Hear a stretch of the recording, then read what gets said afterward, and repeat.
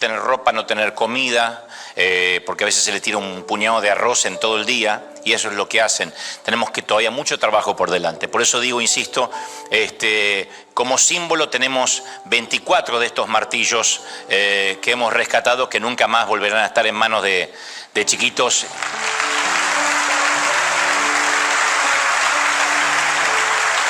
¿Ven? Estos son los originales de las chiquitas, de las 24 chiquitas que pudimos rescatar y que tenemos ahí como una suerte de trofeo, ¿no? Es como la espada de Goliat, porque cada vez que le sacamos una de estas herramientas a los chiquitos significa que le dimos calidad de vida, educación, limpieza, aseo, alimentación. Así que no aflojes, especialmente a los que están en casa y los que estamos acá, cuando tenemos que ir a trabajar y a lo mejor no nos gusta lo que hacemos o el jefe no es el ideal, los compañeros de trabajo tampoco nos hacen la vida fácil. No obstante, si nos pagan por eso y parte de lo que nos pagan se va en tu semilla, en tu ofrenda, sabes que con tu dinero estamos rescatando una chiquita más y no vamos a descansar hasta que sean libres. Muy bien. ¿Estamos listos para que Dios nos hable, sí o no?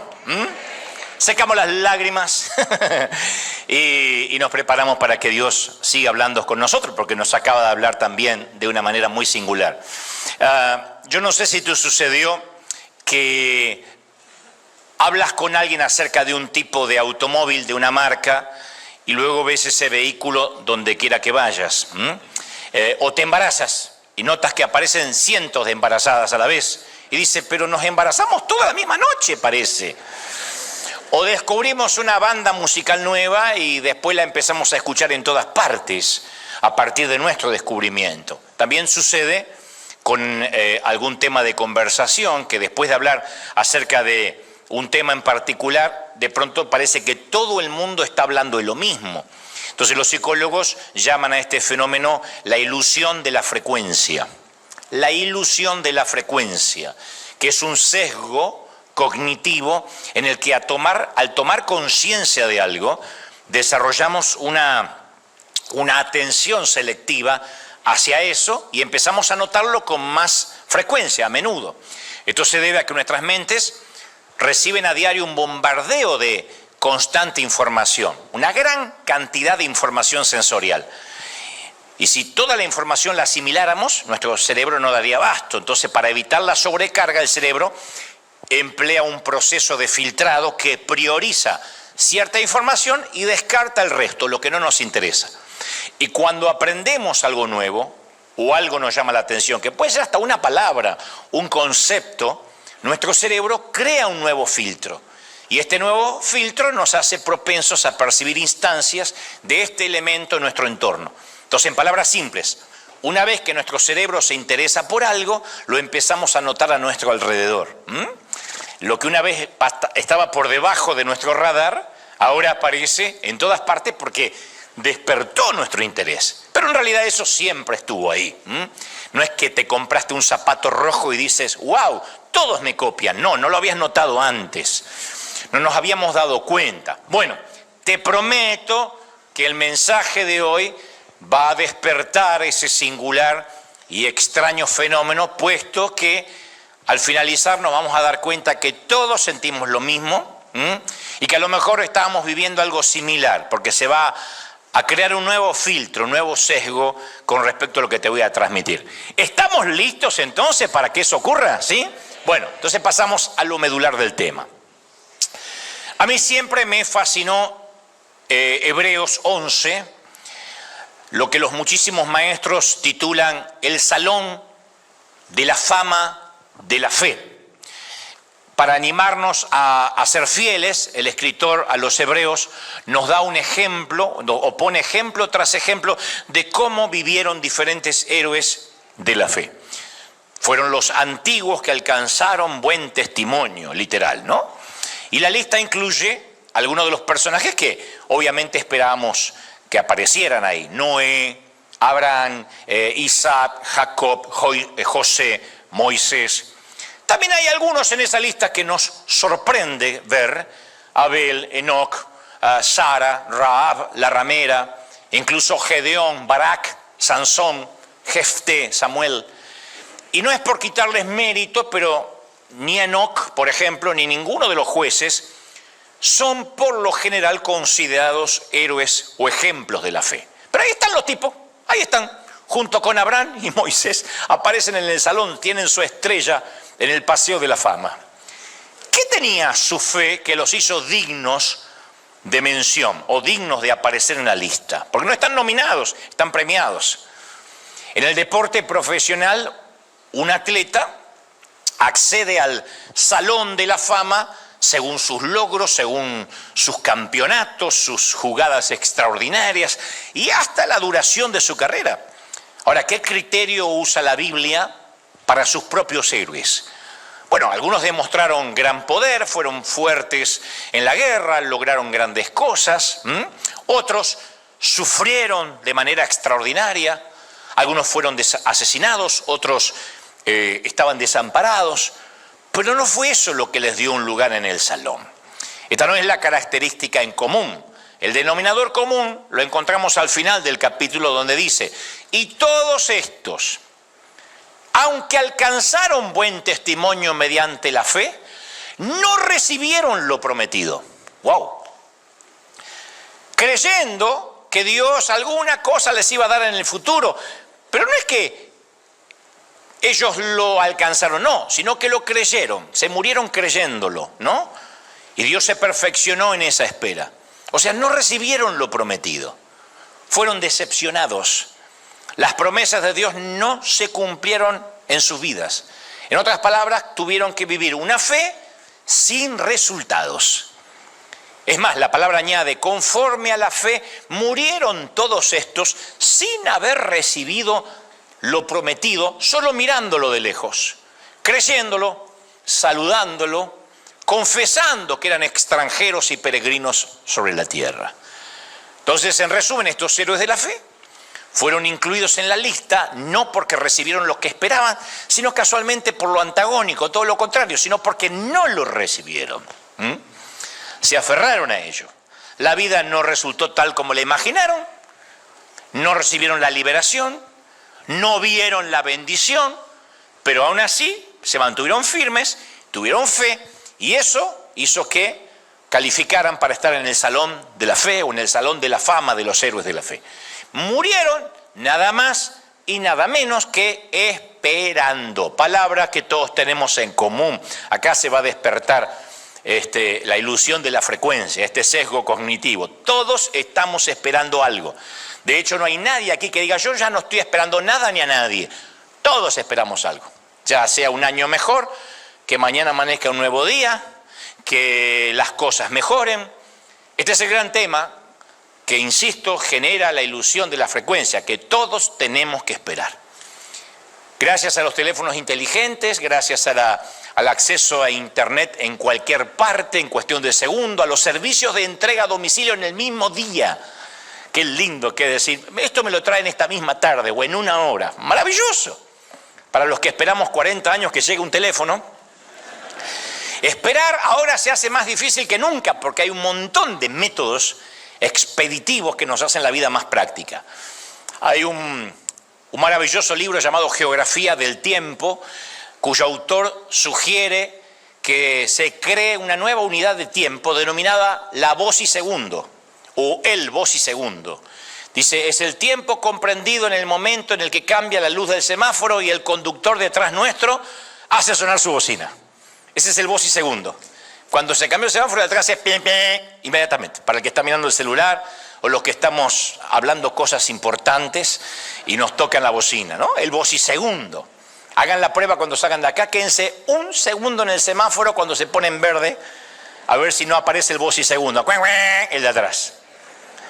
Parte de la maduración de todo cristiano consiste en aprender a esperar en Dios y a que se cumplan sus promesas, aunque a veces no se cumplen, de este lado del sol. La espera de una persona soltera soñando que Dios le haya reservado a su pareja ideal, la espera de una pareja sin hijos que ansiosamente quiere iniciar una familia, La espera de alguien que quiere tener un empleo mejor remunerado, donde se lo validen un tanto mejor de lo que se lo valida ahora. La espera de una persona deprimida, anhelando, aunque sea una sola mañana, en que no se levante con deseos de morir y que tenga ganas de vivir y que el sol le dé nuevas energías. La espera de un niño que se siente torpe y lento y que anhela el día en que va a ser seleccionado por su líder de equipo y no va a ser dejado para el último. La espera del inmigrante, por ese día en que no sea discriminado por su estatus legal, por su idioma, por su color de piel. La espera de un anciano solo en un asilo que aguarda la muerte o la visita de los nietos e hijos que lo olvidaron. Todos y cada uno de nosotros, en ciertas coyunturas de nuestras vidas, tendremos que aprender a esperar. Nos toca esperar para todo. En algunas temporadas, de hecho, es lo único y todo lo que podemos hacer, esperar. Dios dijo en Habacuc 2:3, aunque la visión tardará, aún por un tiempo, más se apresura hacia el fin, y no mentirá. Aunque tardare, espéralo, que sin duda vendrá, no tardará, pero la orden es espéralo. Lo único que podemos hacer activamente es esperar. Es igual que una mamá que siente que su bebé ya va a nacer. Ella sabe que este puede ser el último pujo y va a nacer. Cuando llega ese momento no puede hacer nada por adelantarlo ni por atrasarlo. Dice, ya nace, ya nace. Algunos maridos se han llevado la sorpresa de que ya nace y salió el muchacho. Las cosas van a suceder de acuerdo al horario de Dios, al uso horario de Dios. Hasta ese momento lo único que hay que hacer es esperar. Los 9 meses, quizás capaz de 7, 8, en el peor de los casos, cuando se apresura el nacimiento, pero si no hay que esperar los 9 meses. Ahora, es posible que todos hoy estemos en la espera de algo. De hecho, creímos que Dios nos dijo que algo iba a suceder. Está llegando a esta altura del año y decimos, estoy pensando que a lo mejor no va a suceder nada, otro año más. Por eso es frustrante cuando leemos los salmos, el Salmo 37, 34, y descubrimos que Dios mismo le dice a su pueblo, guarda silencio ante el Señor. Esto en versión hispana es, cierra la jeta ante Dios. Espera en Él con paciencia. Paciencia, cantamos aquí junto con Nando. Espera en el Señor y vive según su voluntad, que Él te exaltará para que heredes la tierra. Hay un momento que Dios dice, espera pero en silencio. Porque cuando uno espera hablando y quejándose, la espera parece que se hace más larga, parece que la desesperanza nos empieza a ganar la fe. Tan solo en el Antiguo Testamento se le ordena 43 veces al pueblo que esperen en el Señor. 43 veces. Esperen en el Señor. Dios se encuentra con Abraham cuando tiene 75 años y le dice que va a ser padre, ancestro de una gran nación.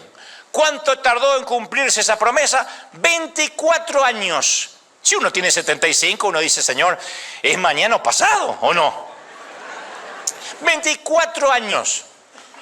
Dios le dice a Moisés que guíe al pueblo, a su pueblo hasta la tierra prometida.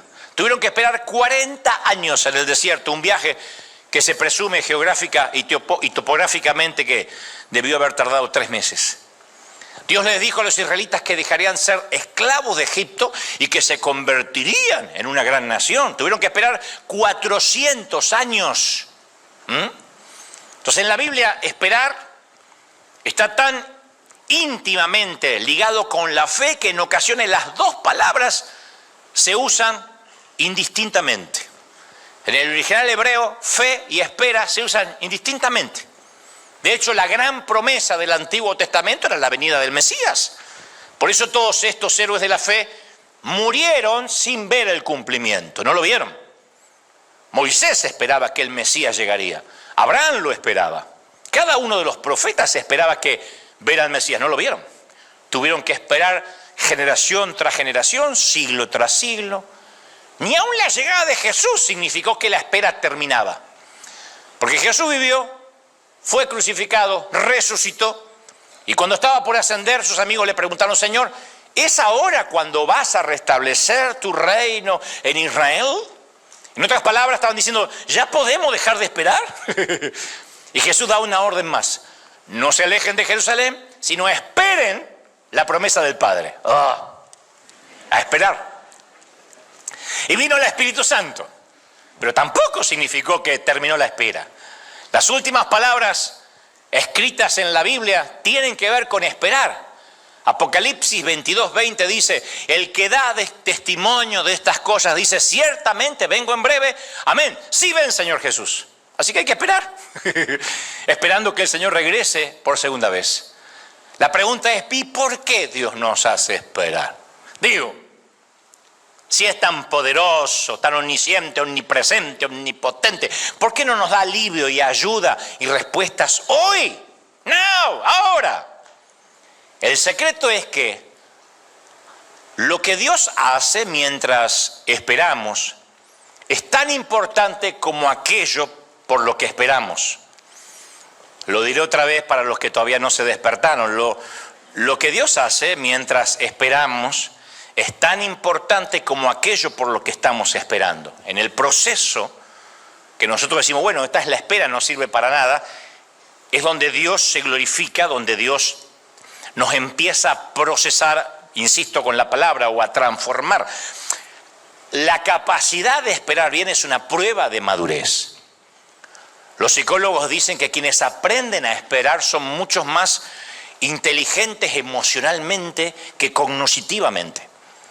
Los que dicen yo puedo esperar, emocionalmente son maduros. El núcleo de la inteligencia emocional es la habilidad de retrasar la gratificación y saber esperar una gran cosecha. Siempre hay excepciones a la regla con lo que diré, pero la comunidad judía es una comunidad que sabe esperar.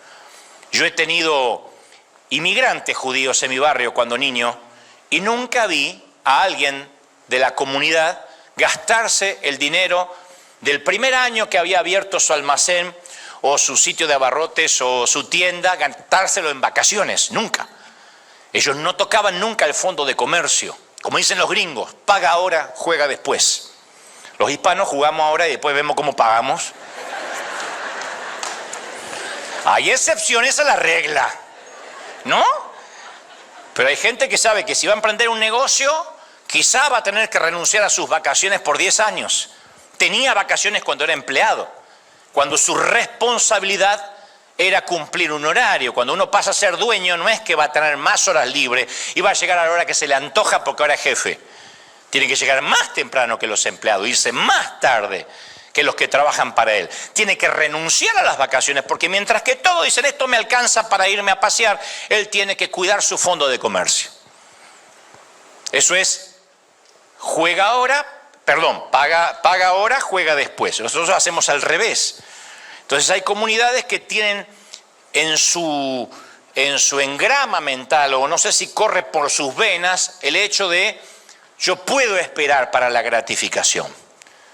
Tengo inteligencia emocional para decir, si lo gasto todo ahora, mañana no voy a tener. Sin embargo, ¿cuánta gente conocemos que se lo gasta todo? Hasta ganadores de la lotería se lo gastan todo en juergas, en parrandas, y en un año terminan tan pobres.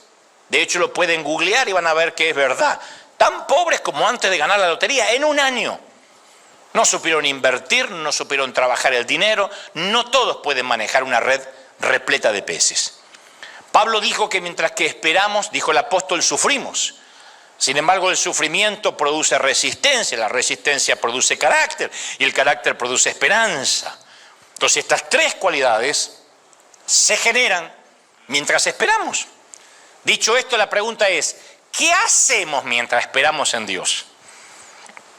Porque mucha gente cuando uno le dice hay que esperar en Dios, cree que es como estar atascado en el tránsito. Dice, bueno, me quedé en el medio, ni siquiera puede salir, especialmente en el tránsito de Los Ángeles, donde uno no puede salir en la primera vuelta porque termina en Tijuana. Uno tiene que quedarse ahí. Bueno, no me queda otra cosa que respirar hondo y aguantar. Ni te digo si te dan ganas de orinar y estás en el medio trabado ahí. Mi sugerencia, lleva un recipiente.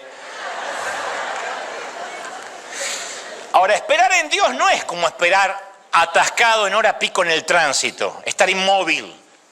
No se trata de una espera pasiva, inerte, abúlica. Mucha gente usa la frase yo estoy esperando en el Señor como una excusa para no admitir ni su responsabilidad, ni ver la realidad. Yo conocí personas, insisto, que gastan más de lo que ganan, se endeudan más de lo que pueden pagar y después dicen, estoy esperando la provisión de Dios. Pero Dios no se dedica a pagar nuestros incendios irresponsables. Esperar al Dios no significa evadir nuestra realidad incómoda. Estoy esperando en el Señor. Sí, ¿por qué no tomás una decisión? Estoy esperando que se muera, tal vez Dios se lleve a mi suegra pronto y no tenga que confrontar. No porque Dios no la quiere allá arriba, dice, no, aguantate la voz, es tu suegra. Esperar significa, fuera de broma, aferrarse a Dios de una manera confiada, disciplinada, expectante y por sobre todo activa. Pablo escribió, pero no olviden, queridos hermanos, que para el Señor, Pedro, no olviden, queridos hermanos, dijo Pedro, que para el Señor un día son como 1000 años y 1000 años son como un día. Él dijo, miren que el uso del tiempo no es como movernos al centro del país y cambió 1 hora, cambió 2 horas, no, un día son 1000 años y 1000 años un día. Aún así, agrega el apóstol, dice, el Señor no tarda en cumplir sus promesas, según entienden algunos por tardanza.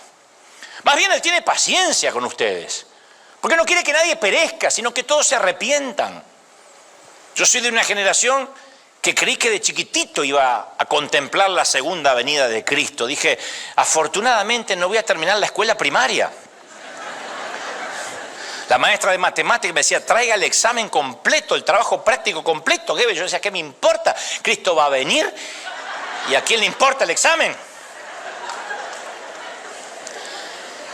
Escuché a predicadores diciendo, yo no voy a ver muerte porque me voy a encontrar con Cristo arrebatado en los cielos. Sin embargo, Pedro dice, no lo tomen como tardanza, ni como una falacia, sino que es el Señor en su paciencia queriendo que más se arrepientan. Mirábamos recién un video donde solo pudimos rescatar a 24 niñas. Y salvando las distancias, la metáfora sería, bueno, ya nos vamos de ahí, ya está, ya nos cansamos, ya fuimos mucho. Uno diría, no, extendamos más el tiempo, busquemos más niñas y después vayamos a por los niños y tratemos de sacarlos a todos. Es lo que el Señor ve cuando nos mira a nosotros. Estoy haciendo de que mucha gente pueda conocerme, de que muchos se arrepientan, vengan al conocimiento de la fe, que tengan una nueva vida. Por eso dice Pedro, un día o un minuto son 1000 años para el Señor y viceversa. Dicen que una vez un argentino oyó esto y se emocionó. Y oró y dijo, Señor, ¿es verdad que 1000 años para nosotros son como un minuto para ti? Sí, le dijo Dios, porque Dios le contesta a los argentinos.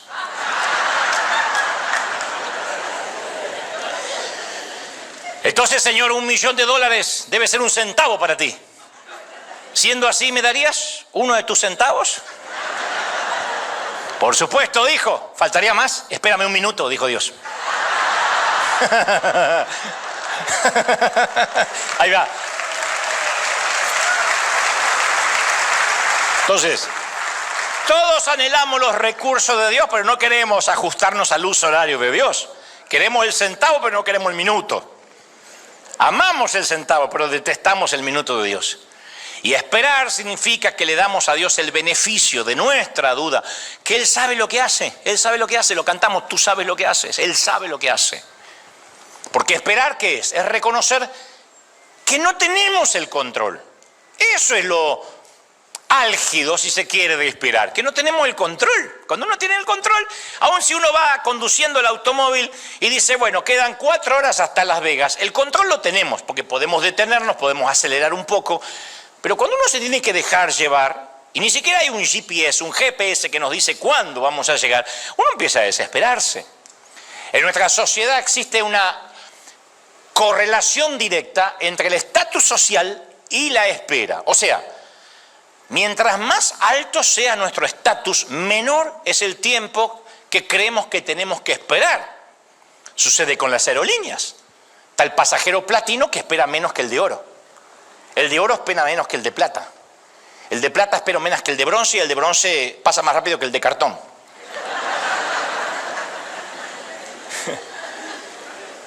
Pero fuera de las aerolíneas, Nosotros no podemos llegar a la oficina de nuestro médico y decir, soy un tipo muy importante, ¿eh? Mi tiempo es muy valioso, recepcionista, así que dígale al doctor que me atienda de inmediato. Por eso se llama salas de espera. Y por eso los que esperamos se nos llama pacientes. No hay impacientes en la sala de espera, hay pacientes. Siéntese, paciente. Pacientemente esperaré al médico. Y te sientas ahí. Y viste que cuando te citan a las 10, sabe que te van a atender a las 12. Pero si llegas 10:10, te dice, llega tarde, señor. Qué pena. Porque uno nació para esperar. A veces yo me pregunto, ¿Tom Cruise esperará? La gente muy, muy famosa, el ganador del Oscar, esperará. En ocasiones todos tenemos que esperar. Todos. No hay un estatus social que diga, bueno, ya estoy en un nivel donde capaz que esperamos menos en algunas condiciones, según la tarjeta, el estatus, pero todos tenemos que esperar. Pablo escribió en Romanos 8:24, dijo, porque en esa esperanza fuimos salvados. Pero la esperanza que se ve ya no es esperanza, dice Pablo. ¿Quién espera lo que ya tiene? ¿Quién espera lo que ya tiene? Pregunta el apóstol. Pero si esperamos lo que todavía no tenemos, en la espera mostramos nuestra constancia, la paciencia. Esperar lo que ya tenemos no es esperanza. Pablo habla de esperar algo, pero no con desidia, con coraje, iracundos, enojados. Estoy harto de esperar, como uno podría estar en la sala de un médico, de un dentista, encima con ese torno diabólico que sabe que están torturando al anterior. No, Pablo habla de la espera de un novio aguardando por su esposa la noche de bodas. La espera de un actor por una nueva película, por un gran guión que le van a acercar. La espera de un chiquito para abrir sus regalos en Navidad. De algo que no se ve, pero tiene la certeza de que va a pasar. Y en la Biblia hay una gran promesa ligada con la espera, en Isaías 40:30, que dice, aún los jóvenes se cansan y se fatigan, y los muchachos tropiezan y caen, pero los que esperan en el Señor renovarán sus fuerzas. Esperan o confían, dice una versión. Los que esperan en el Señor renovarán sus fuerzas. Y dice, volarán como las águilas, correrán y no se fatigarán, caminarán y no se cansarán. Los ornitólogos, que son quienes estudian las aves, dicen que existen 3 métodos de vuelo en las leyes de aerodinámica, insisto, de las aves. El primero es el aleteo, es decir, los que mantienen sus alas, las aves que mantienen sus alas en constante movimiento para contrarrestar la fuerza de gravedad. Los colibríes, por ejemplo, que son tan bonitos, pero tan cansones, porque si dejan de aletear, ¡puf!, pueden aletear hasta 70 veces por segundo. De hecho, sus alas no se ven, parece un helicóptero. Aletear es lo que los mantiene en el aire. Vuelan literalmente como el helicóptero, pero implica muchísimo esfuerzo. El aletear se queda quieto, el colibrí deja de aletear, se queda quieto y ¡paf!, un trancazo contra el piso. Aletear es un asunto poco elegante, es burdo, a menos que seas un colibrí. Porque yo no soy colibrí, pero me pasé muchos años de mi vida aleteando así, para mantenerme. ¿Qué hispano no aleteó en su país? Los hispanos damos cátedra en aletear. Hay que arreglarse con lo que hay, con la comida, hay que estirar, nosotros arreglamos todo, tiene que durar. Y el hispano que no sabe aletear, o no es hispano, o nunca recibió la herencia de los padres. Esto tiene que durar, esto tiene que aguantar, aletear, aletear, aletear. Pero hay un segundo método de vuelo que es planear. Las aves, hay ciertas aves que alcanzan una velocidad suficiente y luego se deslizan, pero se deslizan en dirección descendente. Es mucho más elegante que aletear, pero desafortunadamente no te lleva muy lejos, porque la gravedad inmediatamente se presenta y sigue su curso. O sea, uno puede llegar alto, empieza a bajar así, hasta que la gravedad te lleva abajo. Planear es lindo, pero no dura tampoco mucho. Uno planeando no puede llegar muy lejos. Está el tercer método, que es remontar. Aletear, planear, remontar. Solo unas cuantas aves como las águilas, que las menciona Isaías, pueden sostenerse en corrientes ascendentes de aire caliente con vientos térmicos que ascienden en forma vertical desde la tierra, de manera que sin mover una sola pluma pueden remontar grandes alturas. Y se ha podido medir que las águilas alcanzan una velocidad de 120 kilómetros sin hacer un solo aleteo. Se remontan en columnas invisibles de aire ascendente, al igual que los aviones. Es la misma ley de aerodinámica por las cuales nos preguntamos cómo estos bichos pueden volar. Porque están remontados sobre columnas ascendentes, verticales, que salen de la tierra. Isaías decía que para quienes esperamos en el Señor, habrá ocasiones en que vamos a tener ese tipo de vuelo. Así empieza. Dice, serán como las águilas. ¿Viste cuando uno dice, me estoy dejando llevar por la ráfaga del Espíritu? Dijo Jesús, el viento sopla por donde quiere, lo mismo pasa con todo aquel que nace en el Espíritu. Entonces hay temporadas que decimos, oh, ¿cómo andas, hermano? Como águila. Oh. ¿Te crecieron las uñas? No, me remonté espiritualmente. ¿Ah? Y durante el tiempo en que volamos en esas corrientes del Espíritu, sentimos que Dios nos usa, que Dios nos provee, nos habla, que todo parece más fácil. Decimos, ¿dónde hay un muerto para resucitar? Aleluya, me siento. ¡Oh! Pero son pocas esas temporadas. Pocas veces uno se siente águila. Aunque Isaías lo menciona y hay un montón de congresos proféticos, seremos como las águilas. Las temporadas que nos sentimos águilas y remontamos en alas del Espíritu, en las ráfagas del Señor, son pocas. Hay otra línea de descripción de Isaías, que a veces no estamos remontando el vuelo, pero mientras esperamos, corremos sin cansarnos. Es cuando nos toca planear, usando la gravedad y siguiendo la misma metáfora. Cuando uno dice, bueno, no me toca ahora remontar, pero corro, sin cansarme. Ahí estoy corriendo y corre, de lunes a viernes y corre. Apenas nos tomamos un café y nos subimos a la autopista y volvemos y trabajamos y hacemos esto y atendemos y los chicos los llevamos al colegio. En esos momentos lo peor que podemos hacer es compararnos con quienes están remontando vuelo y querer producir ese éxtasis espiritual o generar artificialmente esa epifanía. A veces uno se frustra porque vamos a iglesia donde dice, hermano, ¿cuánto dice que son águilas? Griten conmigo las águilas. No sé qué gritan las águilas, pero deben gritar. Ahora dígale que está a su lado, tú eres un águila, yo soy un águila. Y a veces hay alguno que, pobrecito, está aleteando, corriendo. Entonces tenemos que aprender que solo nos toca seguir corriendo, planear. A veces hay que planear. Dejarse llevar por el último impulso. Sabemos que no vamos a llegar muy lejos así. Bueno, pero es una forma de vivir. Esta temporada me toca planear. Luego viene la tercera condición que describe Isaías, que en ciertas ocasiones no estamos remontando el vuelo allá arriba y no podemos correr por causa de la duda, por el dolor, la fatiga o el fracaso. Entonces tampoco ni siquiera podemos planear. Y en estas condiciones lo único que podemos hacer es caminar y no desmayar, aletear como el colibrí. Entonces a veces que estamos, vine al servicio, aleluya. Y otro dice, yo también. Pobrecito. Pero hay momentos que uno le puede decir al Señor, mira, tú lo que puedo hacer ahora es, Señor, continúo en el juego. Yo sé que no estoy siendo más fructífero que nunca, no soy tan productivo, pero te estoy obedeciendo. Yo voy a continuar caminando. Yo pienso que en algunas ocasiones en la vida de Jesús, como en el monte de la transfiguración o cuando llamó a su amigo Lázaro fuera de la tumba, el Señor remontó vuelo. Se levantó tan alto que nadie podía seguirle el paso. Subió como un avión a propulsión a chorro. En otras ocasiones, cuando lloró por Jerusalén, cuando se frustró por la lentitud y la poca fe de sus discípulos, o cuando enfrentó la oposición de los líderes religiosos, la vida le fue más difícil. Y ahí se mantuvo corriendo, planeando,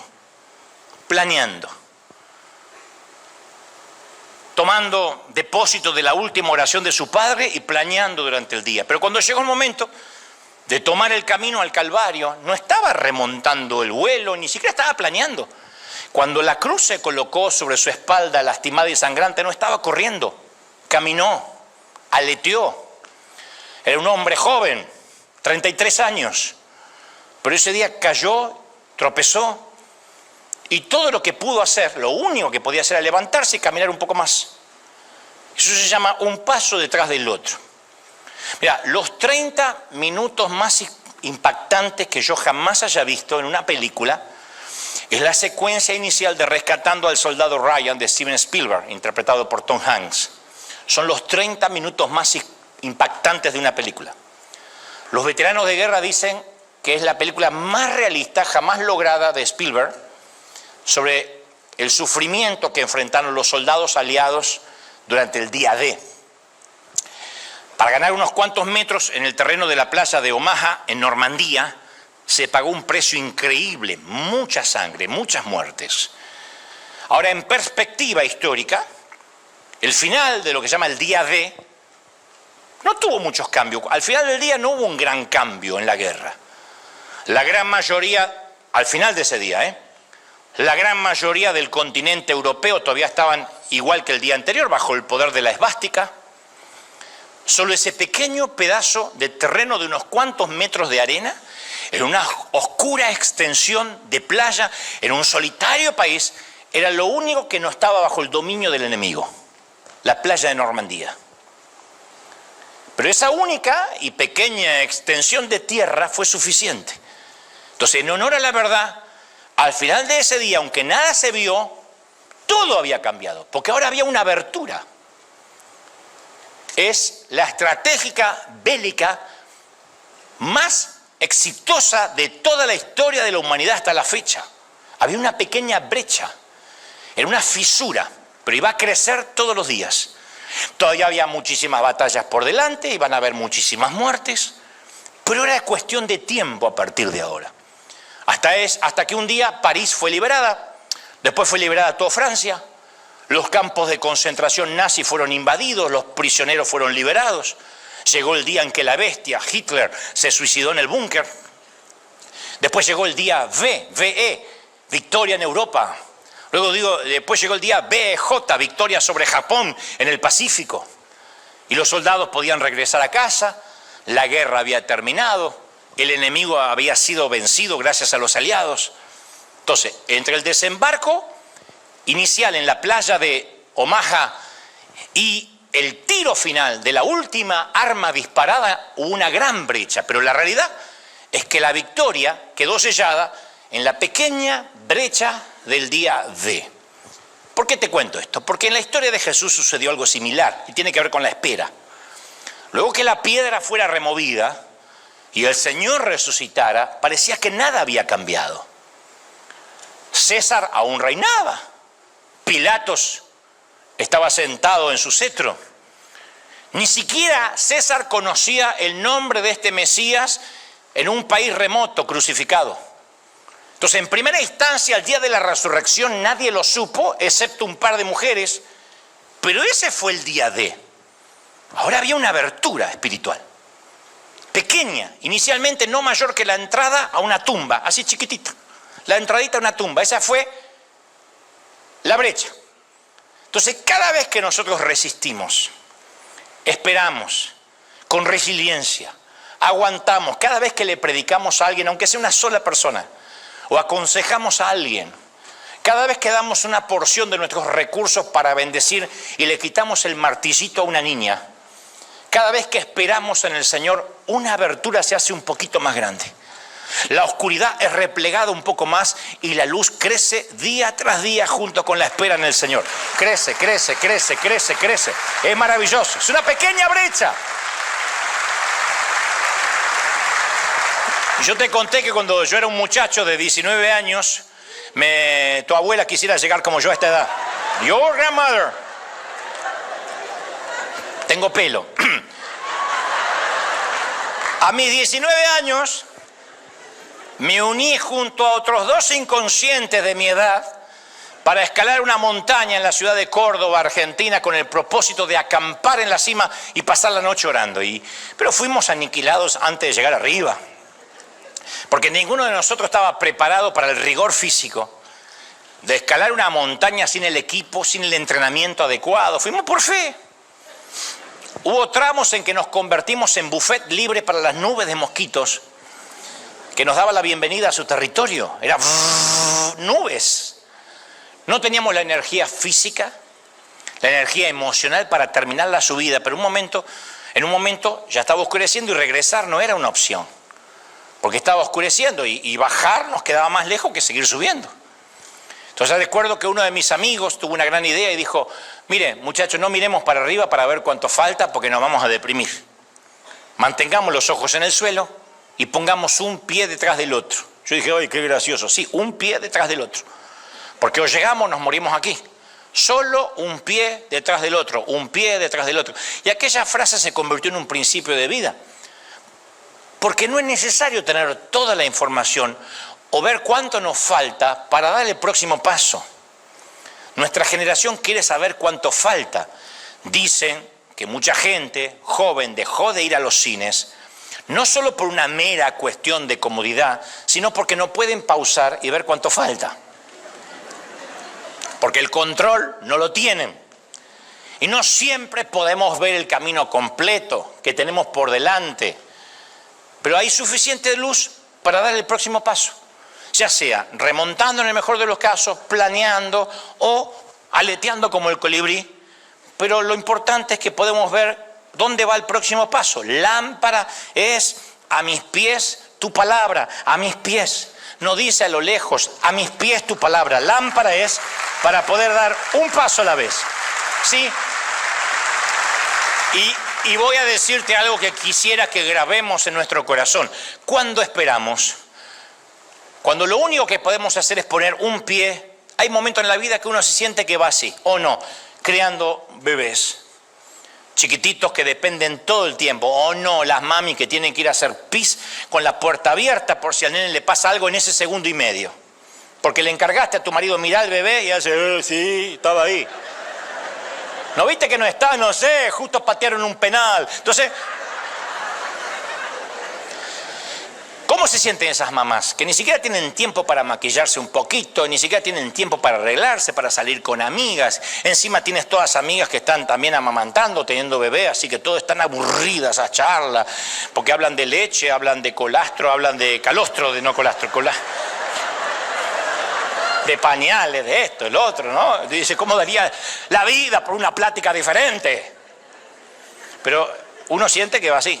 Que va así. Lo mismo pasa cuando los hijos son adolescentes.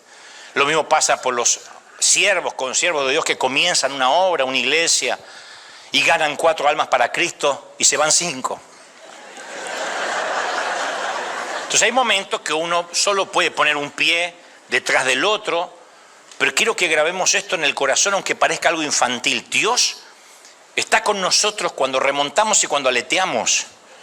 El salmo icónico nos lo recuerda, Jehová es mi pastor, nada me faltará, en lugar de delicados pastos me hará descansar. Junto a aguas de reposo me pastoreará. Y luego agrega, añade, aunque ande en valle de sombras y de muerte, no temeré mal alguno, porque tú, Señor, estarás conmigo. Yo no sé si alguna vez nos detuvimos a pensar en cómo Dios pastorea a su rebaño.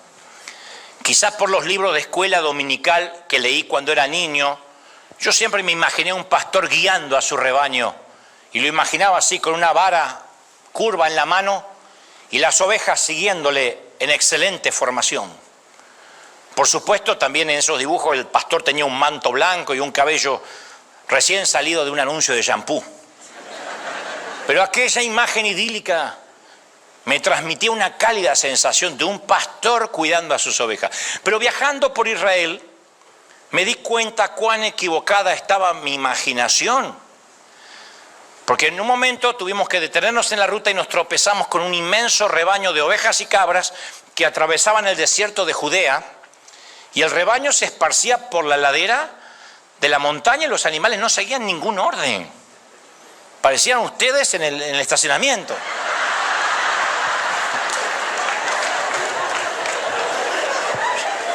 Llevándose por encima lo del welcome tea, maté 2 adolescentes. Pero lo que más nos intrigó fue que no vimos al pastor. El rebaño pasó lentamente y no había nadie al timón, nadie. Y yo lo buscaba pero lo estaba buscando en el lugar equivocado, porque yo había leído los libritos. El pastor no estaba al frente del rebaño, nunca está al frente. Estaba detrás, guiando el rebaño solo con la voz y el apoyo de algunos ayudantes y unos cuantos perros. Entonces la imagen me desconcertó, pero después cuanto más lo pensaba, más sentido tenía. El pastor no suele guiar nunca al rebaño desde el frente. ¿Cómo puede proteger al rebaño si le da la espalda? ¿Cómo puede saber cuando viene un depredador o cuando un miembro del rebaño se retrasa? Entonces la posición más ventajosa siempre es detrás de las ovejas, porque de ahí ve el peligro y ve el camino. Y esto es lo más curioso, que lo más seguro que las ovejas están allí pensando que están solas. Lo más seguro que ellas pueden estar es que también debe ser lo que más temen, porque las ovejas no pueden ver al pastor, solo pueden oír su voz de atrás, que les va gritando. Aunque él las ve, ellas no lo ven a él. Entonces, ¿qué nos pasa cuando estamos esperando y no vemos al pastor delante de nosotros? Comenzamos a temer y nos paralizamos, cuestionamos dónde estamos y a dónde estamos yendo. Yo aprendí a andar en bicicleta hace muchos años, no voy a decir cuánto porque va a saltar uno pelado a decir pero lo hice con una bici muy grande, porque yo heredaba todo de mis hermanos y no hay para bicis pequeñas, así que era doble esfuerzo aprender. Y recuerdo que en esos primeros intentos de mantener el equilibrio, mi hermano me ponía la mano en la espalda, o me tenía así del asiento, y aunque me daba apoyo, yo me moría de miedo de quedarme solo, así que le gritaba: Diego, por favor, poné las manos en el manubrio, poné las manos donde yo pueda verlas. Y dice: te estoy teniendo de atrás. No, poné las manos donde yo pueda verlas. Porque no era suficiente que mi hermano pusiera su mano en mi espalda o en el asiento, yo necesitaba ver sus manos. Yo quería que me pastoreara desde el frente. Y me temo que nosotros le exigimos lo mismo a Dios. Señor, pon tus manos donde yo pueda verlas. Quiero verlas. Está bien, voy a esperar, tengo fe, pero quiero ver tus manos. Y queremos que su bondad sea muy previsible. Porque creemos que hay más bondad y más protección cuando entendemos lo que está haciendo. Señor, lo único que quiero es entender por qué. Dime por qué y yo espero. Y a veces no vamos a entender. Hay que seguir la voz del pastor que está detrás, punto. ¿Por qué tenemos que entenderlo todo? Si la Biblia dice que hay cosas que ni siquiera nuestros gigas mentales alcanzan a comprender el propósito divino. Hay cosas que uno tiene que obedecer sin más que una sola palabra. Ven, ve. Sal, entra, sube, baja. Es todo lo que tenemos. Una palabra, eso es poner un pie detrás del otro, sin mirar cuánto nos falta. Remontando, planeando, aleteando, como sea, gente. Pero ¿por qué tenemos que entender? Porque nos cuesta entender que Dios está obrando cuando la sombra del valle hace que no veamos sus manos. Y a veces no se van a ver sus manos, no se va a ver el pico de la montaña, no se va a ver. Pero queremos resultados rápidos, porque vivimos en un mundo expeditivo y rápido donde Amazon te trae lo que le pediste en el día, en la medida de lo posible. Y cuando Dios no responde en el día, bueno, entonces terminamos orándole a Amazon. Ahora, que Dios no responde no significa que Dios no está obrando. Es solo que como buen pastor está guiándonos desde atrás. Esto no es solo un principio del Salmo 23. En el libro de Isaías 30:21, el profeta consoló al pueblo de Dios diciéndole que a medida que atravesaran dificultades, Dios les iba a mostrar gracia. Y dice: entonces tus oídos oirán a tus espaldas palabras que dicen: este es el camino, andad por él. A tus espaldas.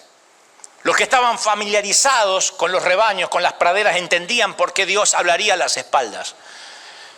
Y diría el pastor: no se desvíen ni a la derecha, ni tampoco tuerzan hacia la izquierda. La voz a la espalda es creer sin ver.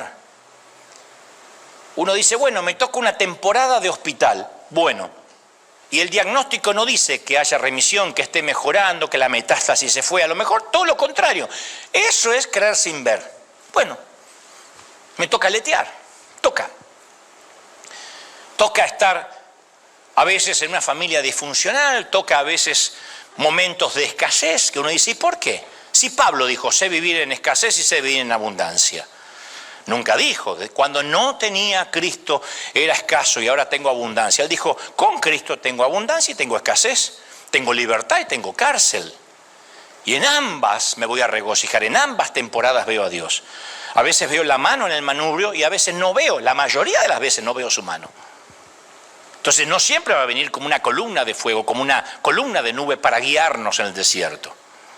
Pero sabemos que es nuestro pastor y los pastores a menudo guían desde atrás. Él nos ve, Él ve el terreno delante nuestro.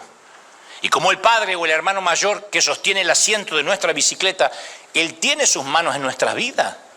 ¿Cómo lo sé con seguridad? El simple hecho de que estés aquí hoy o en casa significa que llegaste hasta acá. Ese hecho.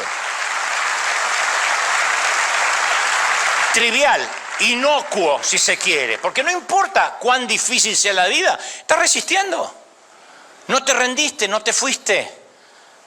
Aun cuando quisiste hacerlo, no te rendiste, acá estás.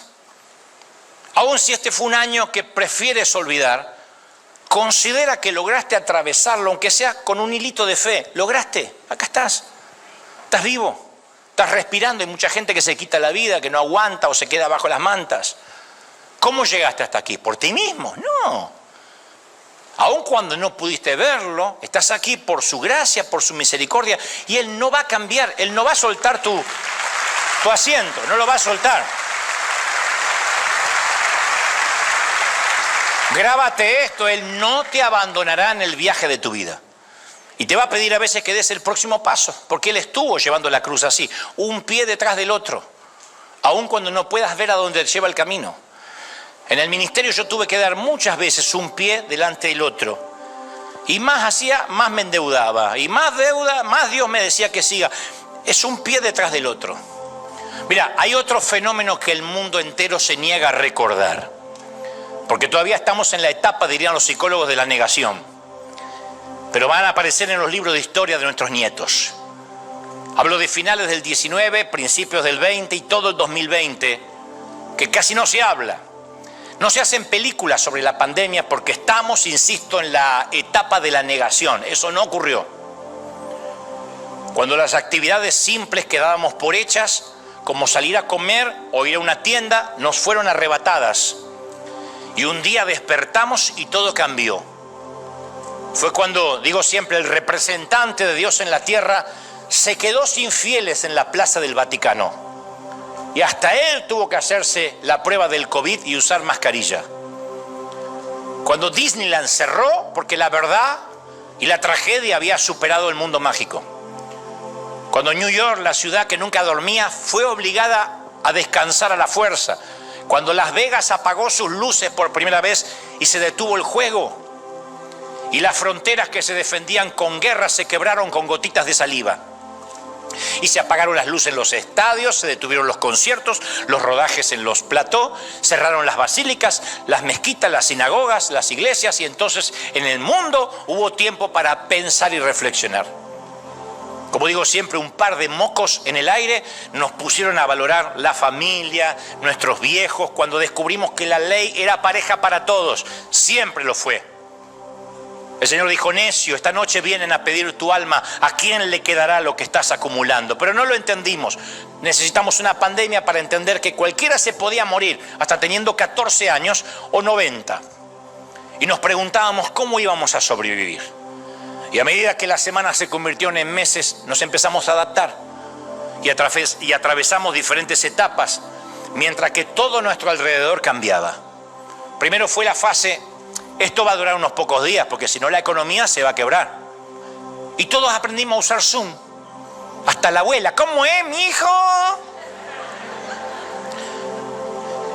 Claro, ver a otros en la computadora, predicarle una cámara, para mí fue un poco raro. Pero decía gracias a Dios por la tecnología que nos permite llegar. Aprendimos nuevas maneras de lavarnos las manos, nos desinfectamos en cada oportunidad, nos acostumbramos a usar mascarillas, dejamos de ver las sonrisas en el prójimo, fuimos gente sin rostro. Eso nos dejó una sociedad mucho más empática, poco empática, una sociedad más desconfiada. Luego entramos en la etapa de esto ya está durando mucho. Y comenzamos a sentir que las manos se nos agrietaban de tanto lavarlas. Las largas filas por el distanciamiento social añadían demasiado tiempo a una simple compra. Y no voy a mencionar los que tuvieron niños en edad escolar atrapados en casa. Fue agotador que todas nuestras relaciones sociales, laborales, estuvieran limitadas a los confines de nuestra sala, separadas por límites virtuales permeables. Y nos preguntamos si alguna vez íbamos a volver al colegio, ni digamos a un concierto, a una iglesia o a un evento deportivo. Netflix solo podía ofrecernos una cantidad limitada de películas porque los estudios de cine estaban cerrados. Y entonces nos presentaron la reapertura por fases. Los negocios esenciales comenzaron a abrir, podíamos ir a la peluquería. Algunas señoras salieron escondidas en el baúl de su auto de la casa a la peluquería porque no quería que nadie las viera y notara lo que la pandemia les había hecho en sus cabellos. La iglesia comenzó a reunirse en forma limitada. Podíamos comer en algunos restaurantes hasta que apareció una vacuna en el horizonte y después a la mano. Y a medida que volvíamos a la vida normal, algo inesperado sucedió dentro nuestro. Muchos tenían miedo de salir. Mucha gente está en terapia porque no quiere quitarse la mascarilla hasta hoy. En medio de la cuarentena, anhelábamos volver a la vida que conocíamos, pero cuando nos dieron la oportunidad, muchos vacilaron. No nos dimos cuenta que mientras que tratábamos de mantenernos vivos, nos estábamos transformando. Y estos nuevos ritmos que calificaban como la nueva normalidad, esa combinación de restricción, necesidad, repetición, formó en nosotros nuevos hábitos que han hecho difícil que las cosas vuelvan a ser como antes. Fue nuestro 9/11, cambió la vida tal como la conocíamos. Y algunos acudieron a terapia, y este es el punto, por estadística. ¿Sabes cuál fue el consejo más repetido por miles de terapeutas a los que tenían miedo de volver a la normalidad? Hay un solo consejo que repitieron todos los profesionales. Para volver a la vida normal solo tienes que dar un paso cada día. No te apures, no te metas en un concierto así de plano. Es un pie detrás del otro. No es que tengo miedo de que vuelva una pandemia peor, un pie detrás del otro. En otras palabras, lo mismo que me dijo mi amigo en la escalada de la montaña: pongamos un pie detrás del otro y no miremos arriba para saber cuánto falta. Es la única manera de esperar una promesa, un pie detrás del otro, aleteando. A veces corriendo, a veces aleteando, a veces planeando, en el mejor de los casos remontando. Es la única manera de adaptarnos a un cambio, un pie detrás del otro. A los inmigrantes, a los que no se adaptan todavía a este país, a los que añoran el pasado, a los que extrañan horrores a los suyos. Es un pie detrás del otro, vive un día a la vez. Hoy lo cantamos. Yo sé que a veces nos rodean corredores veloces.